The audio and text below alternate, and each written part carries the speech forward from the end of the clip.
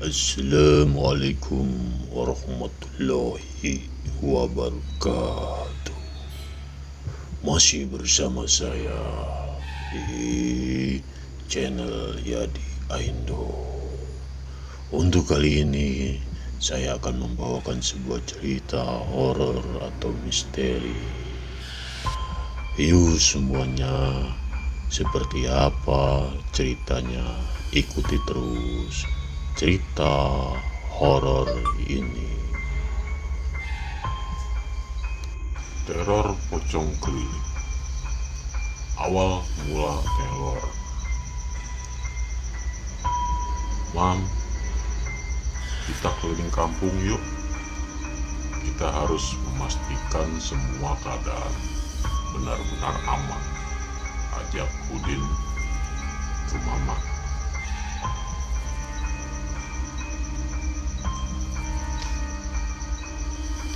Ayo Din, tapi kok perasaanku nggak enak gini ya, Din? Ada apa ini? Kenapa malam ini hawaku dingin banget? Mana sepi lagi, sahut Maman ketakutan. Alah, Man, kamu ini badan doang yang gede, tapi penakut banget. Hahaha. Ucap Udin tertawa meledek Maman. Eleh, kayak kamu berani aja, Din. Kamu mah sok berani, padahal kalau ketemu hantu kamu pipis di celana. Hahaha. Sahut Maman balik meledek Udin. Udin melotot tajam ke arah Maman. Lalu Udin mengetuk kepala Maman yang kadang random tersebut. Aduh, kowe opo-opoan sih? Iku Din, kenapa kowe malah citak kepala? Aku sakit tahu. Ucap Maman menatap kesal ke arah Udin. Biarin, ben otakmu encer dikit. Hahaha. Berlalu pergi meninggalkan Maman sendirian di tempat gelap dan sepi di sebuah tanah kosong milik warga. Woi, Din, nungguin aku. Kenapa? Ya elah, koncolak kowe, Din. Asem tenan kowe. Awas kowe, teriak Maman yang ditinggal Udin di kebun itu. Lalu Maman berlari kencang menyusul Udin. Setelah 30 meter, Udin dan Maman berjalan tepat di depan sebuah rumah kosong yang ditinggalkan pemiliknya. Mereka berdua melihat dari kejauhan seorang berjalan ke arah mereka. Udin, Maman, tunggu, teriak suara Pak RT. Ucup dari kejauhan.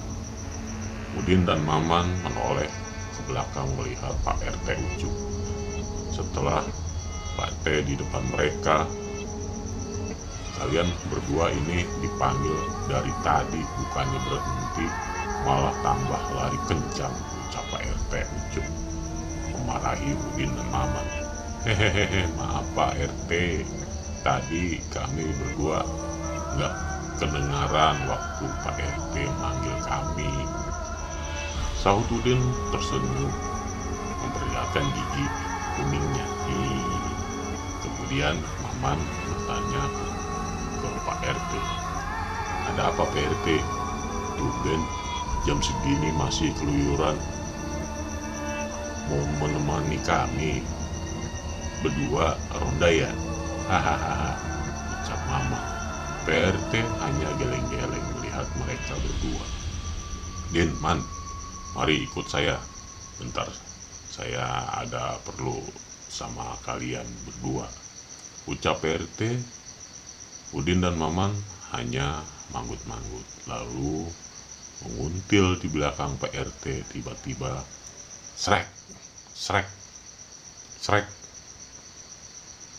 ada suara langkah kaki di perkebunan pisang samping kanan mereka. Itu suara apa, Din? Aku takut, ucap Maman sambil celingukan. Mana aku tahu, Man, kan aku di sebelah kamu, sahut Udin tak kalah takutnya dengan si Maman. Hus, kalian diam, Din. Hus, kalian diam dulu. Kita harus waspada, siapa tahu itu maling, ucap PRT mengendap-endap. Udin dan Maman mengutil di belakang PRT sampai di depan kebun bambu yang lumayan rindang. Kang, tolong bantuin saya menemukan orang yang menumbalkan saya, Kang. Tiba-tiba ada suara di balik pohon pisang tersebut. Udin, Maman, dan Pak RT Ucup pun menoleh ke arah suara itu berasal. Tiba-tiba saja muncul sesosok pocong dengan muka hancur dan berbau busuk berdiri di depan mereka. Dengan jarak 10 meter badan mereka gemetar. Mau lari pun tidak bisa karena kaki mereka seperti terkunci. Dengan wajah ketakutan si Udin pun pipis di celana. Sedangkan Pak RT Ucup lari tunggang langgang entah kemana. Sementara si Maman pingsan duluan setelah menakut-nakuti ketiga orang tersebut. Sosok pocong itu pun menghilang terbang ke permukiman warga. Pagi harinya warga gempar dengan penampakan sosok pocong tersebut. Ibu-ibu yang berlanja di warung Mbok Darsi pun membicarakan teror ketukan pintu. Bahkan ada juga yang diantara mereka yang pingsan ketika membukakan pintu di jam 2 dini hari ketika mereka menjumpai sosok pocong tersebut. Hey you, tadi malam sampean kabeh pada didatengin gak? Tanya Bu Yuyun ke ibu-ibu yang sedang belanja. Iya, saya juga didatengin Jeng. Waktu itu saya niat mau sholat tahajud. Pas saya ambil wudhu di kamar mandi, tiba-tiba ada yang ketuk pintu di depan. Awalnya saya kira suami saya pulang dari meronda. Pas saya buka malah sosok pocong. Serem banget, mukanya hancur, baunya busuk. Dan ketika itulah saya pingsan di depan pintu, sahut Bu Minah, istrinya Udin. Iya, saya juga diteror. Waktu saya tidur pulas, saya kebangun jam 3 dini hari. Terus ada yang ketuk pintu di jendela samping kamar saya. Saya kira itu suara tikus, tapi waktu saya intip, saya kaget banget. Ternyata ada pocong berdiri di depan jendela saya. Karena saya ketakutan, saya baca doanya random. Tadinya mau baca ayat kursi, saya malah baca doa makan, ucap Bu yang terkenal lugu di kampung tersebut. Hahaha, kamu mah ada-ada saja lu sih. Mana ada ketemu pocong, kamu malah baca doa makan. Emang kamu kira dia lontong apa? Sahutnya Yujum, si janda Bahenol, pemilik warung di ujung desa. Semua orang yang di situ mentertawakan kelakuan absurd Bu Lucy, sedangkan sang empunya malah cengar-cengir tanpa merasa berdosa. Tapi kayaknya kampung kita ini sudah nggak aman deh. Ibu-ibu semenjak orang kaya baru itu tinggal di kampung ini, sahut Bu Wiwin yang terkenal biang gosip. ibu-ibu rempong. Maksud sampean Pak Darman itu tak? Tanya Mbok Sri si dukun pijat. Iya, nih jangan sembarangan menuduh. Kamu lo nanti jadi fitnah, ucap Bu Darmi si ibu berbadan gemuk. Terserah kalian deh mau percaya atau enggak. Dengar ucapanku barusan, tapi aku pernah melihat Pak Darman datang ke rumahnya bersama seorang pria tua, renta, memakai baju serba hitam dan ikat kepala datang ke rumah beliau jam 11 malam. Ambilannya sih, aku yakin dia pasti seorang dukun, sahut Bu Wiwin menjelaskan. Bu Wiwin adalah tetangga Pak Darman. Rumah mereka bersebelahan, hanya terhalang satu rumah saja. Jadi Bu Wiwin itu tahu gerak-gerik Pak Darman. Ih, kok jadi ngeri ya teh? Kampung kita ini udah nggak aman. Padahal mah dulu kampung kita ini aman-aman aja kan, ucap Bu Lucy merinding. Iya nih, Jeng, saya jadi takut kalau buka warung sampai malam. Ih, sahut Yujum si janda Baheno. Lah kan warung sampean nggak pernah sepi, Jeng, bahkan sampai jam 12 malam pun masih banyak laki-laki yang betah ngopi di warung sampean, sahut Bu Lucy menyindir Yujum. Karena kesal, Pak Karman suaminya tidak betah di rumah dan pernah keceplosan bilang kalau kopi buatan Yujum jauh lebih enak daripada buatan Bu Lucy. Karena setiap yang datang ke warung Yujum adalah kaum laki-laki. Tentu saja banyak laki-laki yang terpesona dengan kecantikan dan kemonekan Yujum, si janda muda berusia 37 tahun yang ditinggal mati suaminya itu. Yujum hanya memanyunkan bibirnya setelah disindir Bu Lucy. Lalu tiba-tiba, kenapa mesti takut?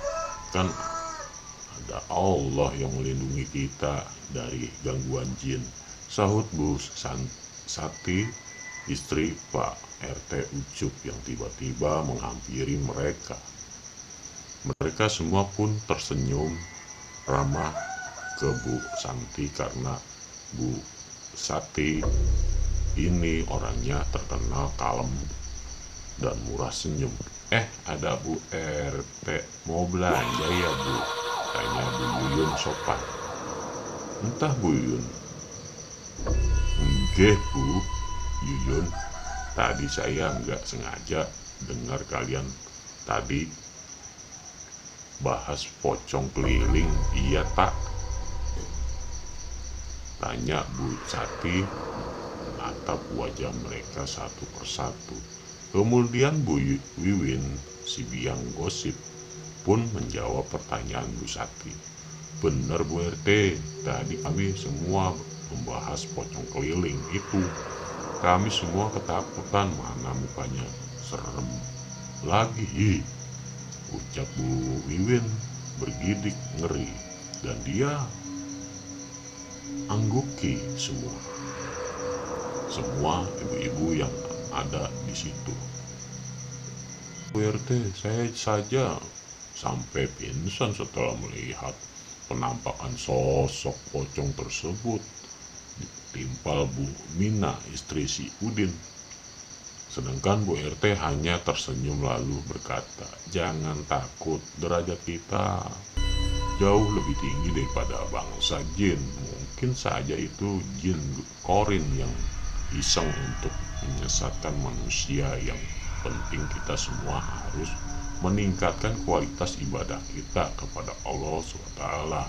Karena kita hidup ini hanya sementara, dan untuk hal gaib itu memang benar-benar ada sebab. Jin lebih dulu diciptakan Allah bara api sebelum Nabi Adam diciptakan. Ucap Bu Sati menjelaskan ke mereka semua. Karena dulu Bu Sati ini lulusan pesantren, jadi dia tahu dengan hal-hal gaib. Ibu-ibu yang ada di situ hanya manggut-manggut tanda mengerti. Lalu mereka bubar ke rumah masing-masing. Di tempat lain, aduh Jack, bisa nggak sih jangan malam-malam, ntar pulangnya, keluh Iksan ke Ojak, sahabatnya.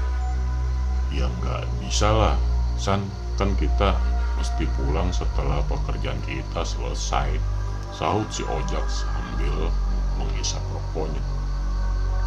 Masalahnya di kampung kita ini sudah nggak aman, Jak. Tadi malam aja banyak warga yang diteror hantu pocong keliling itu, ucap Iksan. Ojak hanya tertawa mendengar keluh Iksan. Hahaha, kowe iki San, badan doang kayak Rambo, giliran ketemu hantu aja takut, sahut Ojak. Aku bukannya takut, Jak, tapi kalau mendengar keluh Iksan, hahaha, kowe iki San kadang dan doang kayak Rambo, giliran ketemu hantu aja takut, sahut Ojak. Aku budak, tapi kalau ketemu terus tiba-tiba dia nongol di depan mukaku gimana, kan jadinya kaget. Terus kalau aku kena serangan jantung gimana? Ayo, ucap Iksan kesal. Ojak hanya senyum-senyum mendengar keluh dari Iksan. Tenang saja, San, jangan takut, kan ada Allah yang melindungi kita. Lagian kan aku bisa berkomunikasi dengan makhluk itu, ucap Ojak anak Pak Kasun Budi Wijaya yang memang seorang anak indigo, dan dia juga pernah pondok pesantren selama 6 tahun. Iksan hanya manggut-manggut. Dia baru sadar kalau Abdul Rojak atau biasa dipanggil Ojak tersebut adalah seorang anak indigo. Setelah mereka berdiskusi, akhirnya Iksan mengalah dan mau ikut Ojak bekerja di peternakan ayam potong milik Pak Budi Wijaya, ayah Ojak tersebut. Rencananya nanti kita berdua akan mengirim pesanan ayam Pak Wito Bakul daging ayam yang tinggal di kota Ponorogo. Setelah berhasil membujuk Iksan, Ojak pun mengajak ke warung Yujum di ujung desa. Tanpa sengaja di perjalanan ke warung Yujum, Ojak bertemu Nilam, gadis cantik berjilbab si kembang desa, anak Pak Lurah, berjalan sendirian. Assalamualaikum Neng Nilam. Ojak memberikan salam kepada Nilam sambil menyatukan tangannya. Waalaikumsalam Bang Ojak. Bang Iksan, gimana kabarnya? Sahut Nilam tersenyum. Alhamdulillah Neng, kabar Bang Ojak baik. Kalau si Iksan mah agak kurang baik, hahaha, sahut Ojak sambil meledek Iksan. Iksan yang diejek Ojak pun melotot tajam ke arah Ojak yang ketawa tanpa merasa berdosa. Sembarangan kowe iki, aku sehat ngene lho, Cok. Enggak. Nilam, jangan dengerin si Ojak. Dia emang suka gitu, sahut Iksan salah tingkah sambil garuk-garuk kepalanya. Sedangkan si Ojak tersenyum geli melihat ke arah Iksan. Hehehe, kalian berdua ini ya selalu saja ribut. Kalau dari kecil ya sudah Bang nih, Nila mau ke musola dulu ngajar anak-anak ngaji. Assalamualaikum, ucap Nilam pamit dari hadapan mereka. Waalaikumsalam Nilam, jangan kemalaman ya pulangnya, sahut Ojak.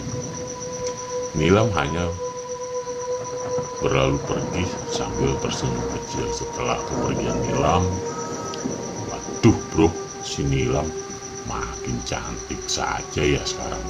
Dulu waktu kecil kita sering main bareng dia, ucap Iksan. Dari dulu si Nilam itu udah cantik, sudah cantik bro, apalagi sekarang dia berhijab, jadi adem aku melihat dia, saut Ojak sambil tersenyum-senyum. Eleh, kowe iki playboy cap kadal, gak kira gelem neng Nilam karo kowe. Hahaha. Ledek Iksan menepuk pundak Ojak berlalu pergi meninggalkan Ojak di pinggir jalan.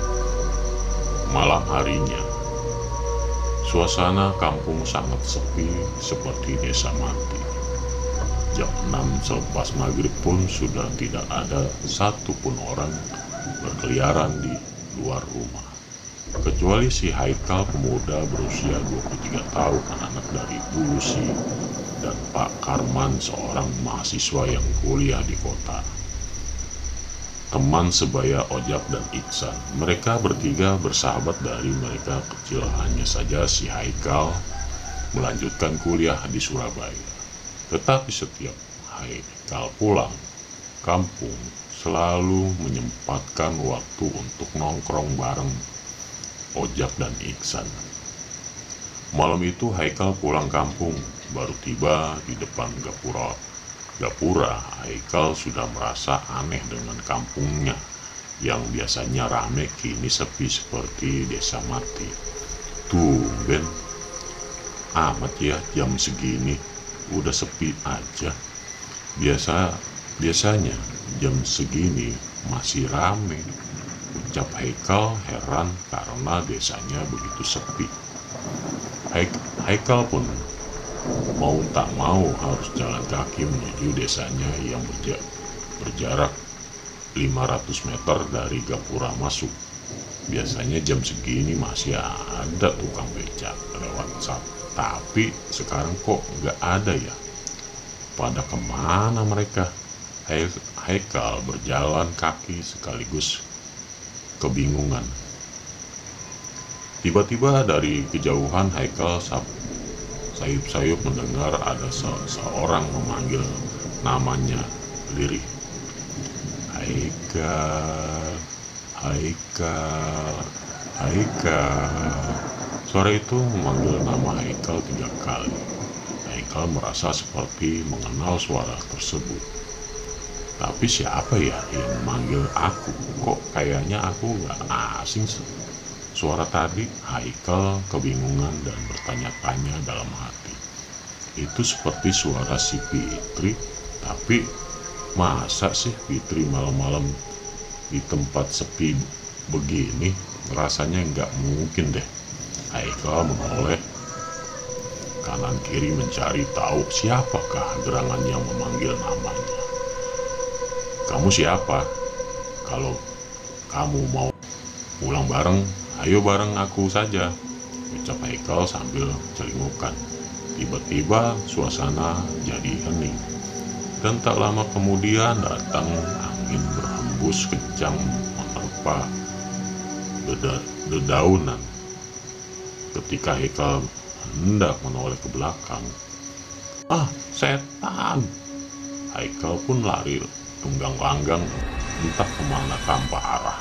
Namun apesnya Haikal malah nyasar ke rumah kosong di dekat pemakaman umum desanya.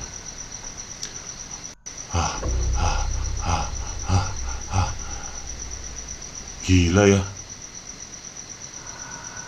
yang tadi apa ya? Seumur-umur baru kali ini aku ketemu setan mukanya jelek gitu, gumam Haikal sambil mengatur napasnya yang terengah. Namun Haikal baru sadar di mana dia sekarang berada. Aduh, aku di mana nih? Kenapa aku bisa nyasar ke sini sih? Astagfirullahaladzim. Haikal beristighfar sambil melirik ke keliling rumah. Dan tiba-tiba, kriek, pintu terbuka sendiri ketika Haikal menoleh ke belakang. Dia tidak melihat siapapun di luar rumah kosong itu. Dan beberapa saat kemudian muncul sesosok pocong dengan muka hancur dan berbau anyir di depan Haikal. Sontak jantung Haikal pun berdetak lebih kencang.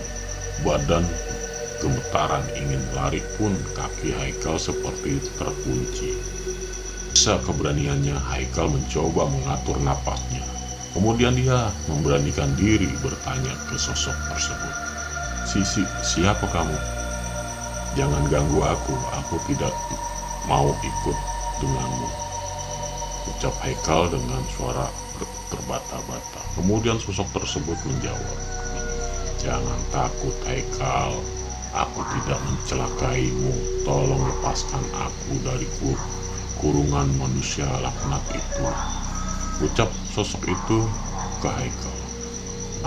Maksud kamu apa? Aku tidak mengerti, sahut Haikal ketakutan. Cari orang yang membunuhku. Di bahu kirinya ada bekas luka cakaran, ucap sosok pocong tersebut langsung menghilang dari pandangan Haikal. Bekas luka di bahu kiri. Haikal kebingungan dengan ucapan sosok itu. Kepulangan Haikal ke desa Wonorejo. Pagi harinya Haikal bangun lalu mandi dan setelah itu sarapan bersama Bu Lucy dan Pak Karman. Karena sudah lama Haikal tidak pulang dan sarapan pagi bersama keluarganya. Haikal merasa rindu sarapan bareng dengan bapak dan ibunya. Alhamdulillah, akhirnya kamu pulang juga, nak. Ibu dan bapak khawatir banget waktu kamu nggak pulang lama. Biasanya kamu udah 2 bulan sekali pulang. Loh, nah ini udah lebih dari 6 bulan kamu baru pulang, ucap Lucy. Menatap anak bungsunya tersebut. Hehehe, maaf Pak, Bu, kemarin Haikal sibuk ngurusin skripsi, jadi agak pulang telat, sahut Haikal.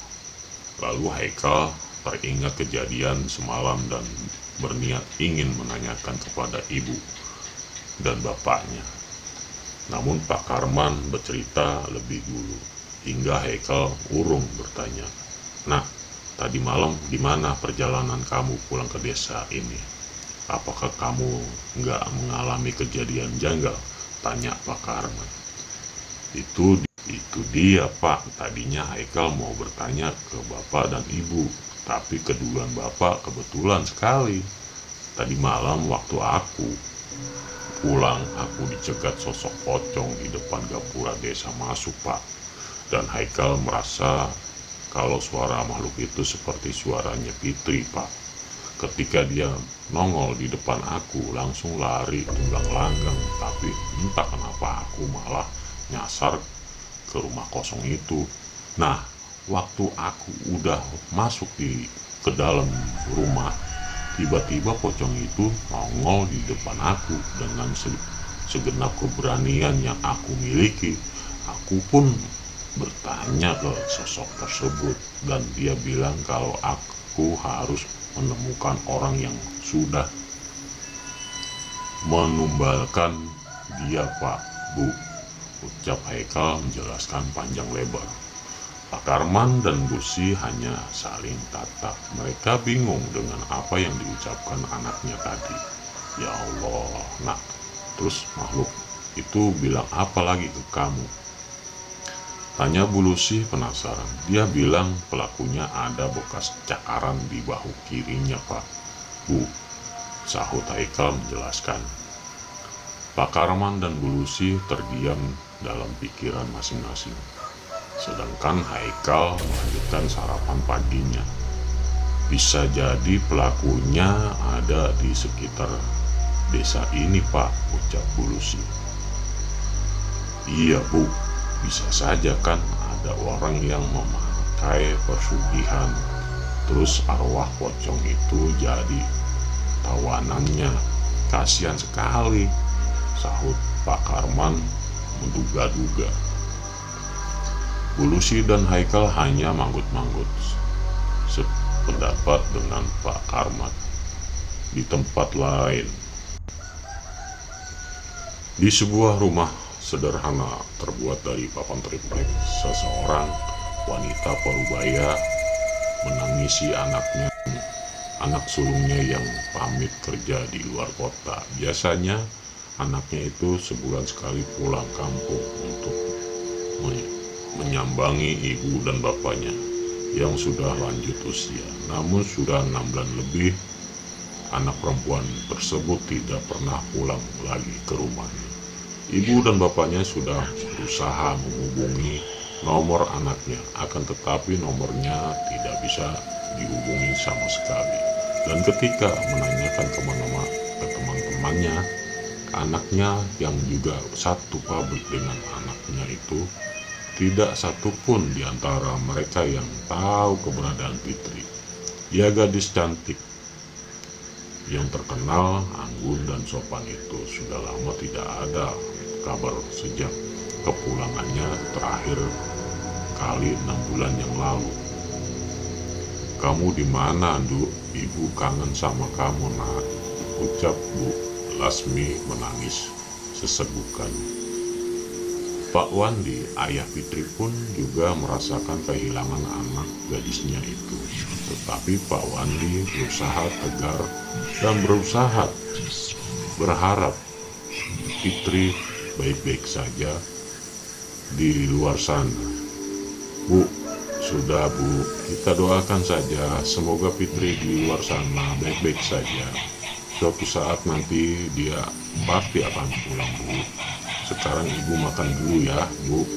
Dari tadi pagi Ibu belum makan loh. Pak Wandi membujuk istrinya agar mau makan. Ibu tidak nafsu makan, Pak. Gimana Ibu bisa makan? Sedangkan di luaran sana Fitri anak kita belum juga ada kabar. Ibu khawatir terjadi apa-apa sama dia, Pak. Sahut Bu Lasmi menangisi anaknya. Bapak ngerti, Bu. Bapak juga merasakan apa yang Ibu rasakan saat ini. Kita serahkan semua ini pada Allah saja, Bu. Kita doakan saja supaya Fitri segera pulang dan berkumpul bersama kita lagi. Sahut Pak Wandi berusaha tegar padahal hatinya merasa kehilangan anaknya.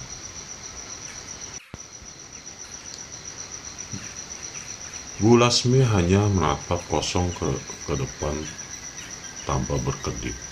Melihat hal itu, hati Pak Wandi terasa seperti teriris-iris hatinya. Anak sulungnya belum juga ada kabar, dan istrinya terus menangisi anaknya. Tiba-tiba Pak Sueb, petugas pembayaran saluran air bersih, menagih ke rumah Pak Wandi karena warga desa Wonorejo sudah menggunakan air bersih dari telaga desa mereka. Semua warga sudah menggunakan air bersih termasuk keluarga Pak Wandi. Assalamualaikum Pak Wandi, waktunya bayar air, ucap Pak Sueb sambil mencatat tagihan air. Oleh Wandi. Waalaikumsalam Pak Sueb. Punya saya total kena biaya berapa Pak? Tanya Pak Wandi berusaha tersenyum agar tidak terlihat bersedih. Semua total 57.000 Pak Wandi, ucap Pak Sueb tanpa menoleh. Dan ketika menoleh, loh kok mata Pak Wandi sembam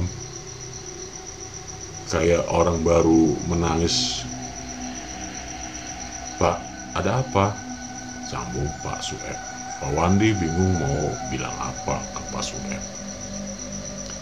Enggak kok Pak Sueb, tadi saya habis potongin bawang bantu istri saya di dapur, makanya jadi begini, hehehe. Ucap Pak Wandi berdusta. Pak Sueb tidak percaya begitu saja. Dalam hatinya dia berpikir ada masalah apa sampai Pak Wandi matanya sembab begitu. Ya udah Pak Wandi, kalau gitu saya lanjutin dulu ya. Terima kasih sudah bayar tepat waktu. Wassalamualaikum. Pamit Pak Sueb dan beranjak dari rumah Pak Wandi. Waalaikumsalam. Nggih Pak Sueb, monggo, sahut Pak Wandi kurang semangat lalu masuk ke dalam rumahnya.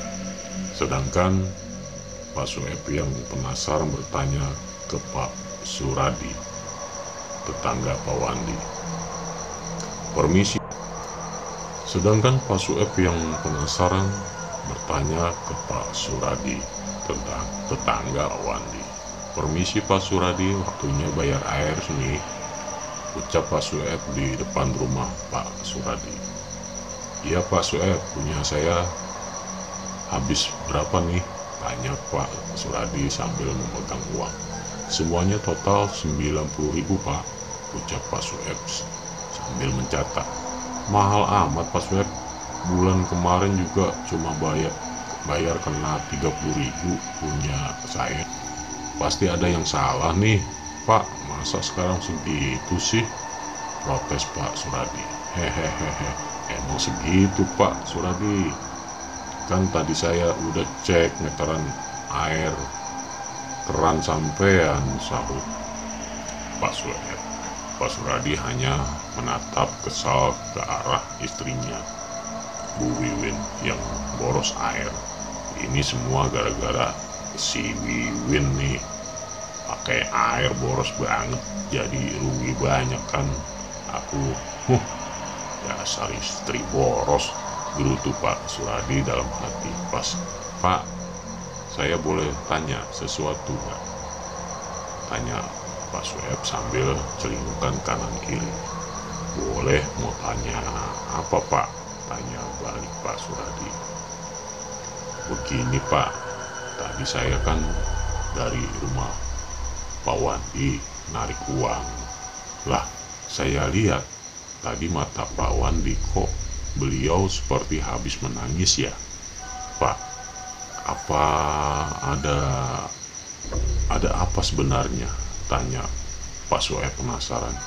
Jadi begini Pak Sueb, ucap Pak Suradi sambil menengok kanan kiri memastikan tidak ada orang yang menguping pembicaraan mereka. Ada apa Pak Suradi? Tanya Pak Sueb lagi. Sini dulu sampean, kita ngobrol di dalam ruang tamu saja dulu, sahut Pak Suradi. Lalu mereka berdua masuk ke dalam rumah Pak Suradi. Jadi begini Pak Sueb, anak Pak Wandi, si Fitri kan ikut kerja sama Pak Darman, tetangga baru saya itu. Nah, beberapa bulan yang lalu Fitri sempat pulang untuk menyambangi orang tuanya. Sekarang udah 6 bulan lebih ini saya tidak pernah melihat Fitri pulang lagi sejak bulan Maret kemarin itu Pak. Saya sih curiga kepada Pak Darman itu. Oke sobat-sobat semua, ikuti terus kelanjutan cerita ini di channel Yadi Aindo. Untuk mengikuti cerita-cerita horor atau misteri yang baru menemukan channel ini, yuk dukung channel ini dengan subscribe, like, dan komennya. Terima kasih.